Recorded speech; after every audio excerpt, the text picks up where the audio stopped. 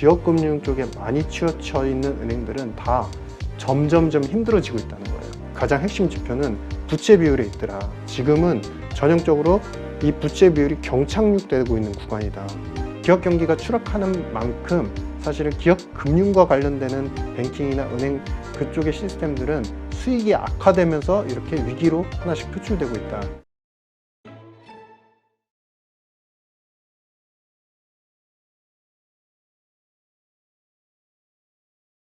오늘 모신 분은 KB금융지주 이코노미스트시죠. 유신익 박사님 모셨습니다. 안녕하세요. 네, 반갑습니다. 네, 우리 며칠 전에 SVB 파산 이게 너무나 좀 쇼킹이었어가지고 네, 말씀을 좀 나눴는데 그건 이제 시작이었던 것 같아요. 또 다른 그 뭐 리퍼블릭 은행도 그렇고요. 예. 막 여러 가지 막 터지면서 드디어 CS가 뭐 위기설이 나오면서 정말 긴장을 크게 했었죠. 네, 뭐 이건 투자가만이 아니라 전체 세계 금융시장이 전체 아주 그냥 긴장을 했었던 것 같은데 지금 상황 한번 좀 설명을 해주시죠. 저는 여전히 본질을 오도하는 정책으로 가고 있다라고 생각을 하고 있습니다.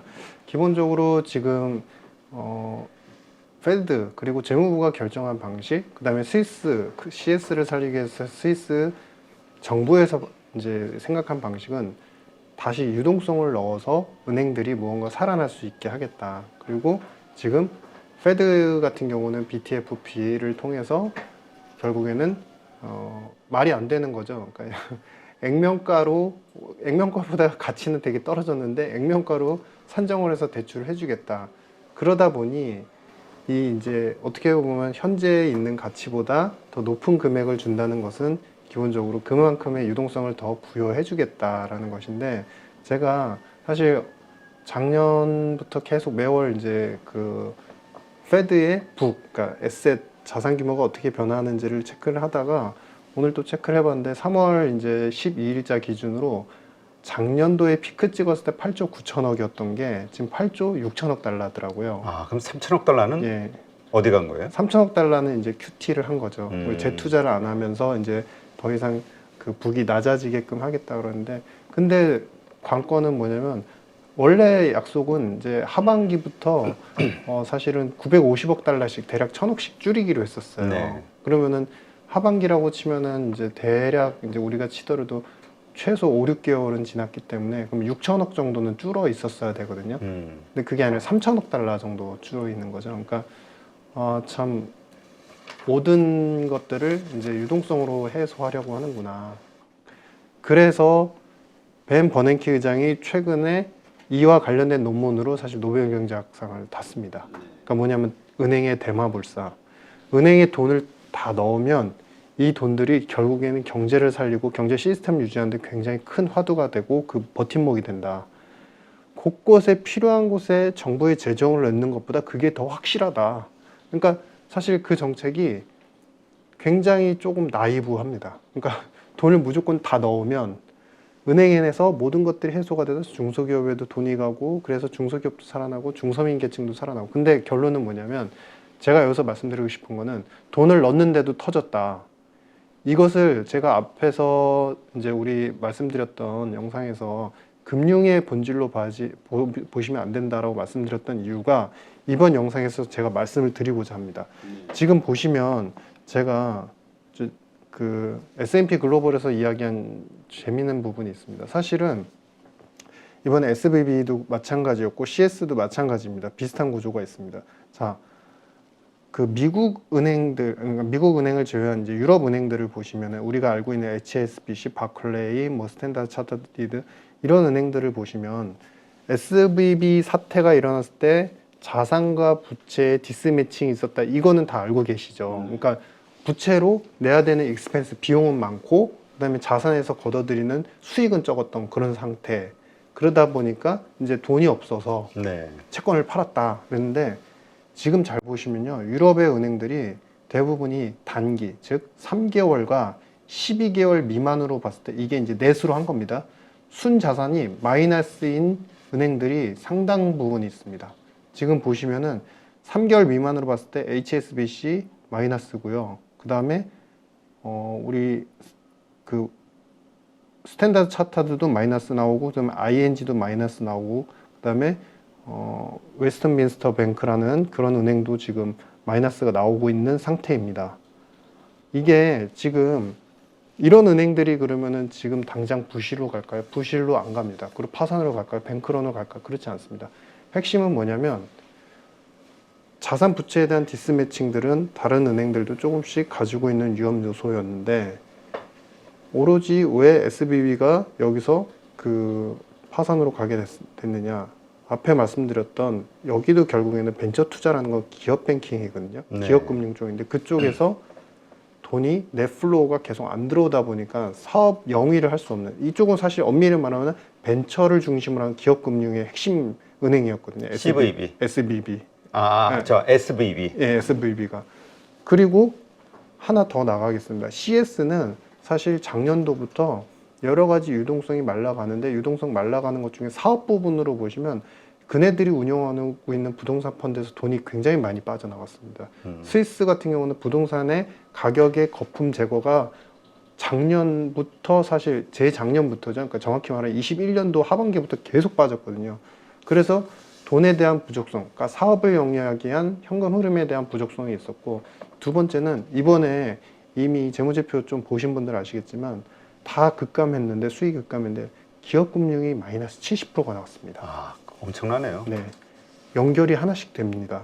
기업금융 쪽에서 다 마이너스가 나고 있어요. 그래서 지금 제가 이번에 말씀드리고 싶은 거는, 그러면 아직 미국 대형은행 중에서 괜찮다라고 하고 있는 웰스파고 한번 보시겠습니다. 웰스파고 보시면요, 전체 이익 규모로 봤을 때는 일단은 그 29억 달러 넷 인컴이 나왔죠. 작년도 4분기 기준으로. 그래서 이 은행 같은 경우는 전반적으로 보시면 컨슈머 뱅킹, 그러니까 우리가 순수히 얘기하는 커머셜 뱅킹, 그 다음에 코퍼레이트, 인베스트먼트 뱅킹, 그 다음에 웰스 매니지먼트, 이렇게 다 분산화되어 있습니다. 분산화돼서 론을, 대출을 실행하고 사업 부분도 이렇게 분산화가 되어 있거든요.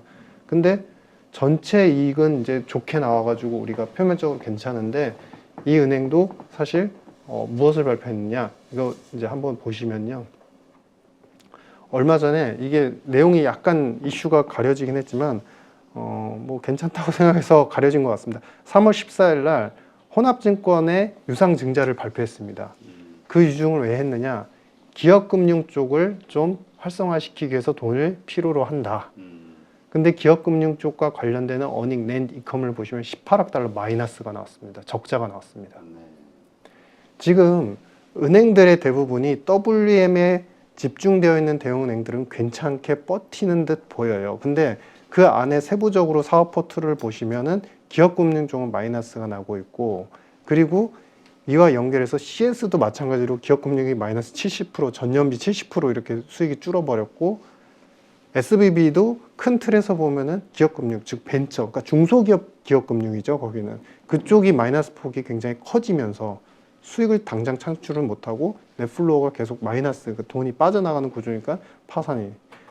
구조적으로 이거는 뭐냐면 자꾸 이제 옐런이 오도하는 그런 부분들이 뭐냐면은, 예전에 있던 서프라임은 금융에 대해서 상품 설계를 촘촘히 레버리지화 했는데 거래 상대방, 즉 이 상품의 수익과 손실에 노출된 거래 상대방이 1차, 2차 이렇게 뉴럴 네트워크로 빠지다 보니까 그 거래 상대방이 어디가 끝인지를 몰라요. 뉴럴 네트워크가 지금 쫙 퍼져 있는 거. 근데 상품이 가운데 있고 이 밑에 있는 에셋, 그러니까 우리가 부동산이 여기서 갑자기 거품이 딱 꺼지니까 와르르 무너지면서 시스템 리스크, 그러니까 서로 갚지 못하고 유동성을 계속 부족해하는 그런 현상들. 근데 지금은 도드프랭크법도 있고, 그래서 파생에 대한 설계나 투자에 대해서 굉장히 엄격하게 했기 때문에 은행이 지금 그런 금융 시스템의 리스크가 있지 않아요. 당연한 거예요. 돈이 어마어마하게 들어왔거든요. 근데 핵심은 뭐냐면 지금 경기가, 정확히 표현하면 기업 경기가 안 좋아지면서 기업 금융이 마이너스가 크게 나기 시작을 했고, 그 얘기인즉슨 뭐냐면 기업 금융 쪽에서 대출 연체가 많이 일어난다. 두 번째는 기업 금융과 관련해서 포트폴리오를 투자했던 부분이 손실이 많이 나기 시작한다. 그러면서 WM의 비중이 작거나 거의 없는 기업 금융 쪽에 많이 치우쳐 있는 은행들은 다 점점점 힘들어지고 있다는 거예요. 근데 이런 이제 웰스파 같은 경우는 WM 쪽 그 비중이 아까 보시면은 많았죠, 사실은. 그러다 보니 지금 이런 현상이 나타나고 있는 것이고, 이것과 연계해서 다음 표를 한번 보시겠습니다. 기업 금융이 안 좋아지고 있다는데 이거를 사이클상 무엇으로 분석해 볼 수 있을까요? 보시면은 이게 무엇이냐면 GDP 대비해서 미국의 순수한 기업, 그러니까 코퍼레이트가 있고 논코퍼레이트가 있는데요. 코퍼레이트 관련되는 부채의 비중의 트렌드입니다. 음영으로 표시된 회색 이 부분은 전부 다 위기 구간들입니다. 침체 구간들. 네. 근데 보시면은 이 이제 GDP 대비한 부채 비율, 기업의 부채 비율이 떨어지는 구간에는 항상 피크를 찍고 떨어지는 순간 혹은 피크를 찍고 떨어지는 구간, 그 구간 동안에는 경기 침체가 항상 동반을 했습니다. 이 보시는 바와 같이 항상 꺾이게 되죠. 그러면 뭐냐면 이게 기업금융 쪽이 연착륙으로 가느냐 경착륙으로 가느냐의 문제가 결부가 되어 있는 가장 핵심 지표는 부채 비율에 있더라. 여러분들 잘 생각해 보시면 GDP 대비한 이 기업의 부채가 떨어진다. 그러면은 떨어진다는 건 뭐냐면 분모에 있는 기업 부채, 그러니까 GDP가 많이 커지거나 아니면 위에 있는 부채가 많이 떨어질 때 이 비율이 떨어지겠죠. 네. 근데 지금 이게 떨어질 때는 통상적으로 기업들이 사업을 영위하기 힘든 환경에서 더 이상 부채를 조달하지 않고 부채를 조달했을 때 오히려 그 차입 비용에 대한 리스크만 더 진다라는 경기 상황에서 이 비율들이 항상 떨어졌다는 겁니다. 그런데 지금 보시면 이미 20년도 피크를 찍고 58% 정도 비율을 찍고서 이 비율이 계속 떨어지고 있는 구간이에요. 그러니까 지금 이야기인즉슨 뭐냐면 제가 항상 이제 제가 말씀드린 부분은 첫 번째, 금융 사이드와 실물 사이드가 지금 따로 가고 있다. 그런데 이번에 문제가 봉착이 되니까 이 문제에 대해서 페드와 재무부 그다음에 그 스위스 같은 경우도 이 문제가 봉착된 부분이 실물 쪽에서의 귀인할 가능성이 상당히 큰데 그것을 또 은행의 유동성을 넣으면 다 된다라고 하기 때문에 시장은 이에 대해서 안도와 기대를 하고 있다. 그럼 마지막 세 번째, 본질적으로 봤을 때 문제를 일으켰던 이 기업 경기에 대한 굉장히 빠르게 나타나는 침체, 이 양상들이 돈을 넣었을 때 풀릴 것이냐? 아니다라는 겁니다.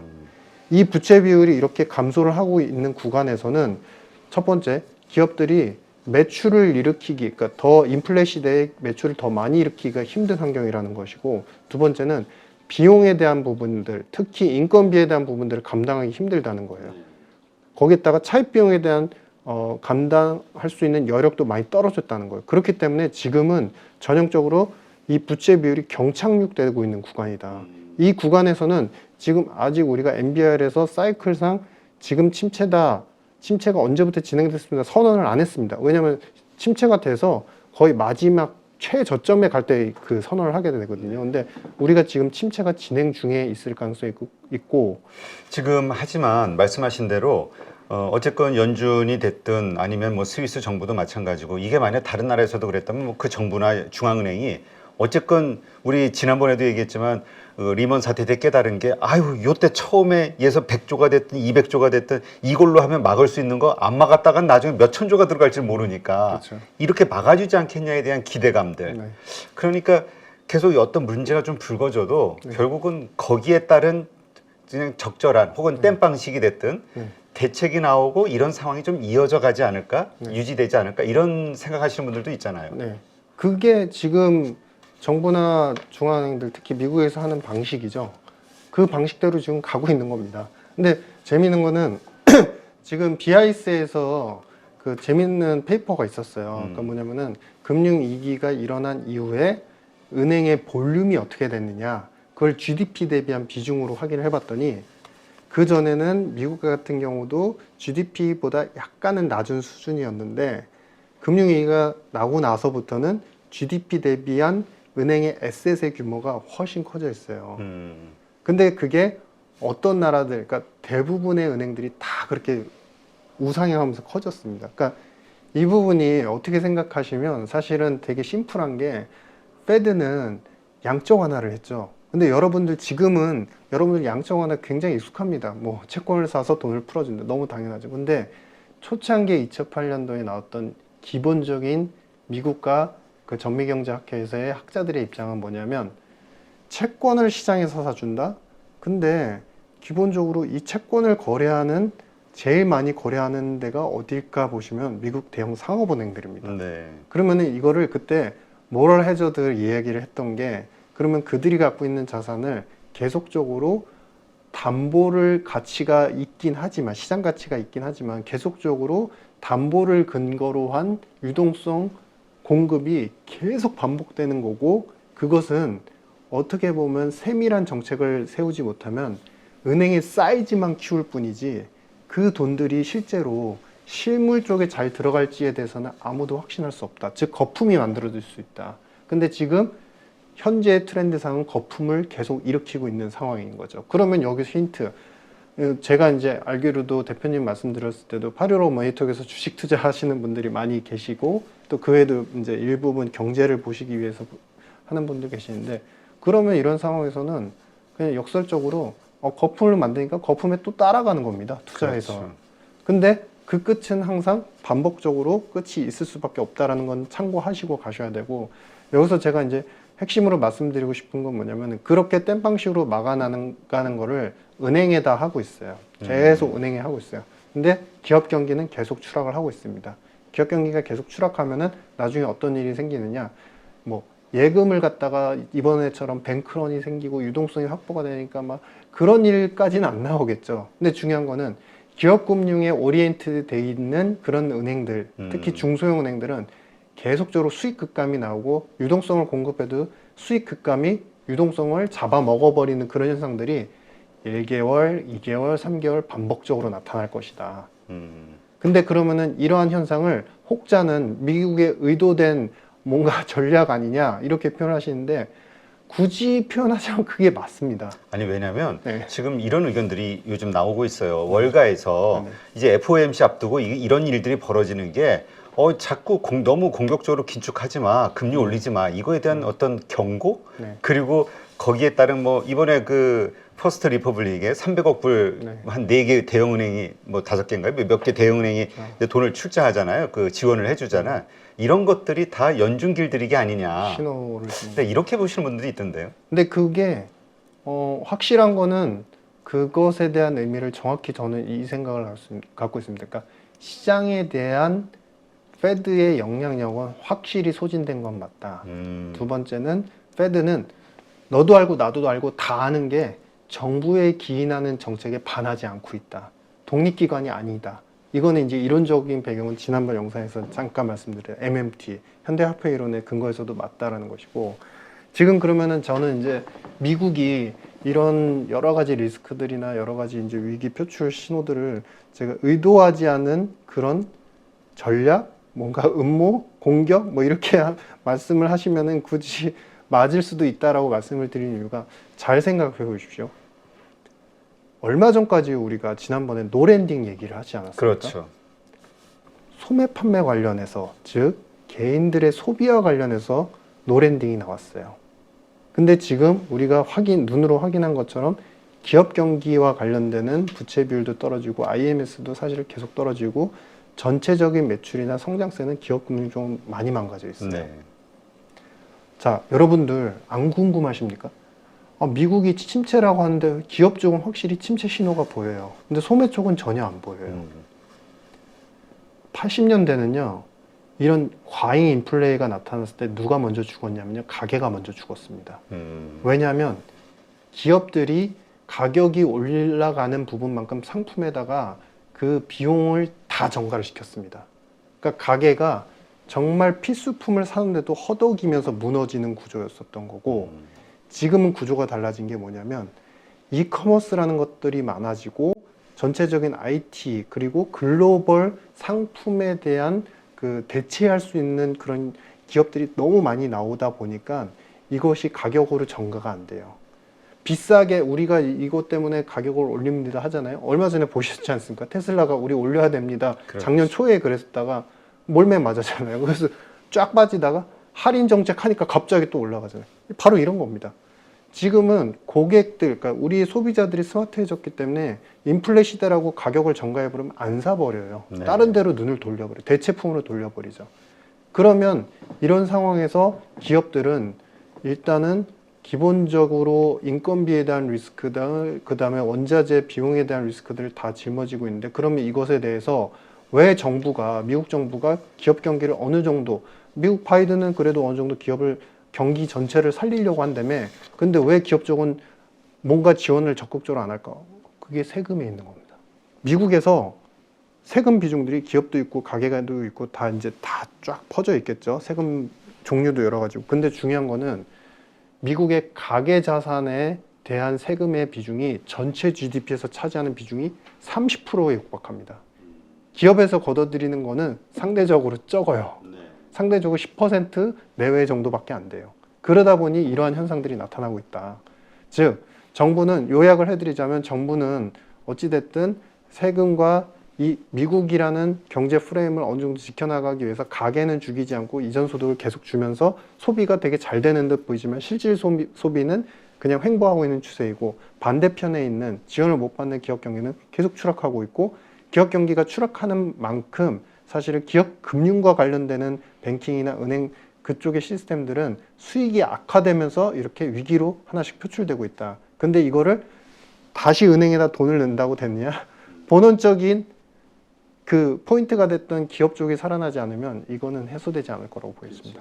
왜냐하면 우리가 경제학적으로 봤을 때에도 은행에다가 야, 저 돈 좀 풀어 하고 아무리 중앙은행에서 뭐 여기저기서 돈을 공급한다 해도 그 뒷감당할 은행 입장에서는 띄일 것 같은 곳에다 돈을 빌려줄 수가 없는 거잖아요. 절대 안 주죠. 기업이 그래도 좋아지고 있거나 아니면 살아나거나 성장할 가능성이 있을 때 빌려주는 건데, 그렇죠.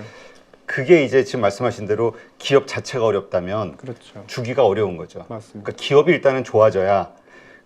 그러면 이게 만약에 문제라고 하면은 우리가 쉽게 떠올릴 수 있는 게 결국 MMT의 기본도 이제 정부가 관여하는 거잖아요. 그렇죠, 연준보다는. 예. 그러니까 정부가 새로운 어떤 뭐 인프라 사업 같은 이러한 것들을 통해서 경기 부양을 위한 대책이 또 나오지 않겠느냐, 이런 고민도 해볼 수 있지 않을까요?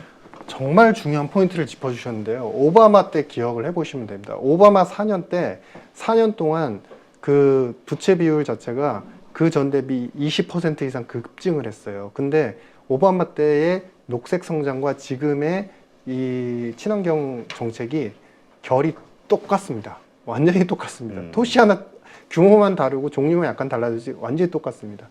근데 중요한 거는 그때 당시에 4년을 일단 보냈는데, 임기 첫 4년에 그 2년 동안 제일 뜨거웠죠. 태양광 너무 뜨거웠고, 그 다음에 우리 해수를 이용한 에너지부터 시작해서 풍력부터 시작해서 너무 뜨거웠죠. 그러면서 오바마 때 오바마 케어가 이제 완성이 됐고, 그러면서 선풍적인 인기를 얻고, 그러면서 이제 이러한 내용들이 오바마 때는 결국에는 이제 외부에 대한 어떤 그 포용주의이기 때문에 외부 이민자들에 대한 포용도 좀 많이 했었던 걸로 이제 기억이 되고, 그러면서도 이 정책이 있으면 생산이 늘어나니까 일자리가 되게 많이 생길 거야라고 했는데 4년 후에 뚜껑 열어보니까 빚은 빚대로 지고 제대로 성공을 못했어요. 그래서 비난을 어마어마하게 받았는데 4년만 더 기다려줘. 그때 재미있는 어떤 이슈가 뭐였냐면은 태양광으로 모든 걸 해결하고 해력으로 다 모든 걸 해결하겠다고 그랬는데 나중에 보니까 어느 쪽 부분에 해력 관련된 에너지 설치를 했는데 파도가 안 치는 거예요. 파도가 안 칠 때는 어떻게 해야 돼? 원래 쓰던 전기 잠깐 써. 근데 그 기간이 길어지고 풍력으로 에너지를 계속 추출하려 했는데 풍력이 바람이 안 부는 기간이 있는 거예요. 그러니까 그런 기업들이 그 뒤에 오바마 시절이 끝나고 나서 다 사장이 돼버렸다가 그 기업들이 또다시 어느 정도 살아날 수 있는 여지가 생긴 게 이번에 이제 바이든 정부. 근데 바이든 정부에서 만약에 가장 큰 화두가 되는 이 친환경 성장을 포기하고 전통 산업에 대한 투자와 인프라 투자를 통해서 당장 뭐 항만, 교각, 뭐 다리 뭐 이런 것들을 건설해서 당장 일자리를 만들겠다. 이러면 미국의 전체적인 그 경기의 방향성이 달라지겠죠, 당연히. 근데 그게 문제는 뭐냐면 공화당이 그렇게 하자고 주장하고 있고 민주당은 아니야, 이거 조금만 믿어봐 이러고 있는 입장에서 그게 서로 절충이 안 되니까 부채 한도 협상이 지금 6월까지 딜레이가 된 거 아닙니까? 네. 그러니까 핵심은 뭐냐면 민주당은 제가 예전에도 항상 말씀을 드렸던 부분인데 철학과 가치에 의한 경제 정책을 펼쳐요. 공화당은 그나마 과격하긴 해도 트럼프 시대 들으면서 과격하긴 해도 이치와 합리성과 실질 이득에 맞는 경제 정책을 펼쳐요. 경제학적으로만 생각하면 당연히 공화당이 맞습니다. 근데 바이든은 결국 이런 상황 속에서도 그런 정책을 포기하고 실리적인 경제 어떤 부활을 위한 정책으로 선회할 것이다. 그 가능성은 지금까지 거의 없어 보입니다. 네.